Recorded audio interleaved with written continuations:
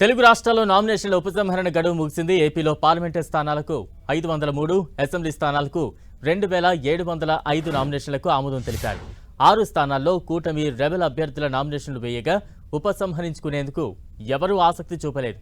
విజయనగరం, ఉండి, పోలవరం, నూజివీడు, గన్నవరం, కావలి రెబెల్ అభ్యర్థులు పోటీ నుంచి తప్పుకోలేదు.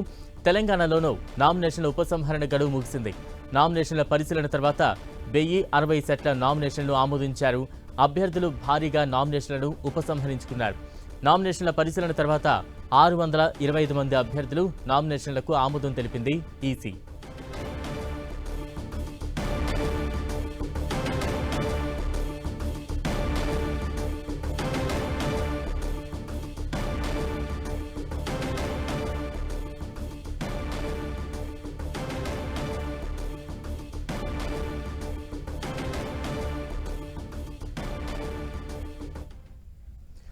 నామినేషన్ల ఘట్టం అయితే ముగిసింది. తాజా అప్డేట్స్ అందించేందుకు ఏపీ నుంచి మా ప్రతినిధి విజయ్ చంద్రన్ లైవ్లో సిద్ధంగా ఉన్నారు. అలాగే తెలంగాణకు సంబంధించి అప్డేట్స్ అందించేందుకు మా ప్రతినిధి కరుణాకర్ సిద్ధంగా ఉన్నారు. ముందుగా విజయ్ చంద్రన్.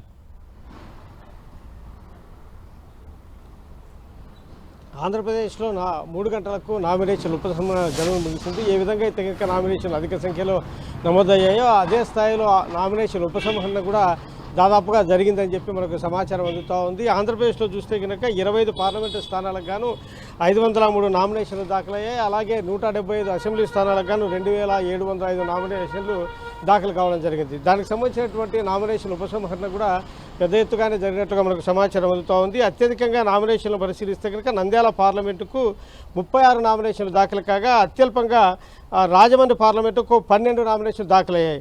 అదే అసెంబ్లీకి పరిశీలిస్తే కనుక అత్యధికంగా నామినేషన్ తిరుపతికి 48 దాఖలు కాగా అత్యల్పంగా చోడవరకు సంబంధించి 6 నామినేషన్లు దాఖలయ్యాయి. దీనికి సంబంధించి చూస్తే కనుక రెబల్ అభ్యర్థులు కూడా ఈసారి ప్రధానమైనటువంటి స్థానాల్లో ఏమాత్రం వెనక్కి తగ్గడం లేదు. కూటమికి సంబంధించిన వాళ్ళు అధికంగా దీనికి సంబంధించిన వ్యవహారంలో వాళ్ళు ముందున్నారని చెప్పొచ్చు.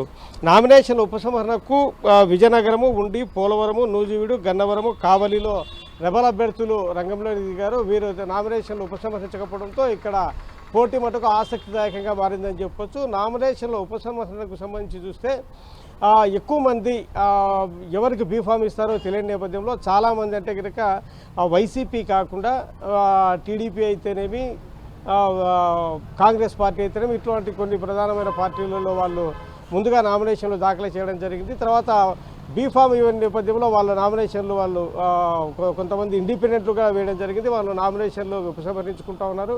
అంతేకాకుండా కుటుంబ సభ్యులుగా నామినేషన్లు కొంతమంది దాఖలు చేయడం జరిగింది. వారు కూడా నామినేషన్ ఉపసంహరించుకుంటూ ఉన్నారు. కొన్ని చోట్ల రెబల్గా కొంతమంది ఇండిపెండెంట్లు, చిన్న చిత్తగా నాయకులు వేసినా కూడా వాళ్ళను ఏదో విధంగా నచ్చజెప్పి బుజ్జగించి వాళ్ళతో కూడా నామినేషన్లు ఉపసంహరణ చేయించినట్టుగా మనకు సమాచారం అందుతూ ఉంది. దీనికి సంబంధించి అంత నామినేషన్లు ఎక్కడెక్కడ ఏ స్థాయిలో ఉపసంహరణకు జరిగిందనే దాని మీద అధికార యంత్రాంగం వాటన్నింటినీ కూడాను ఫైల్ చేయడం జరుగుతూ ఉంది. మరి కాసేపట్లో దీనికి సంబంధించినటువంటి పూర్తి వివరాలు ఎలక్షన్ కమిషన్ ఇవ్వనుంది.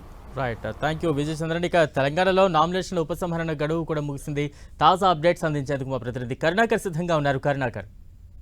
బలరాం, లోక్సభ ఎన్నికలకు సంబంధించి తెలంగాణలో నామినేషన్ల ఉపసంహరణ గడువు కాసేపటికి ముగిసింది. మధ్యాహ్నం 3 గంటల వరకే నామినేషన్ల ఉపసంహరించేందుకు గడువు ఉండడంతో తెలంగాణ వ్యాప్తంగా మొత్తం 17 పార్లమెంట్ స్థానాలకు గాను భారీగా నామినేషన్లు ఉపసంహరించుకున్నట్టు తెలుస్తోంది. మరి కాసేపట్లో ఈసీ 17 ఎంపీ స్థానాలకు గాను ఎంతమంది అభ్యర్థులు నామినేషన్లు ఉపసంహరించుకున్నారు, ఎంతమంది అభ్యర్థులు బరిలో ఉన్నారన్న దానిపై ఒక ప్రకటన చేసే అవకాశం కనిపిస్తుంది. మనం చూసాం, మొన్న 25వ తారీఖు వరకు నామినేషన్ల దాఖలకు ఆఖరి తేదీ కావడంతో భారీగా నామినేషన్లు దాఖలయ్యాయి. మొత్తం 17 పార్లమెంటు స్థానాలకు గాను 1488 సెట్ల నామినేషన్లు దాఖలైతే నామినేషన్ల స్క్రూట్నీ తర్వాత అందులో 1060 సెట్లు మాత్రమే ఆమోదం పొందాయి. 428 నామినేషన్ సెట్లను వివిధ కారణాల చేత ఎలక్షన్ కమిషన్ తిరస్కరించిన పరిస్థితిని చూస్తున్నాం. స్క్రూట్నీ తర్వాత అంటే స్క్రూట్నీ వరకు మొత్తం 893 మంది అభ్యర్థులు 17 ఎంపీ స్థానాలకు గాను నామినేషన్లు దాఖలు చేస్తే అందులో 268 మంది అభ్యర్థుల నామినేషన్లు వివిధ కారణాల చేత తిరస్కరించడంతో స్క్రూట్నీ తర్వాత ఇప్పటి వరకు 625 మంది అభ్యర్థులు బరిలో ఉన్న పరిస్థితిని మనం చూస్తున్నాం. కాబట్టి నామినేషన్ల ఉపసంహరణ కూడా భారీగానే ఉన్నట్టు తెలుస్తుంది. ఎందుకంటే చాలా చోట్ల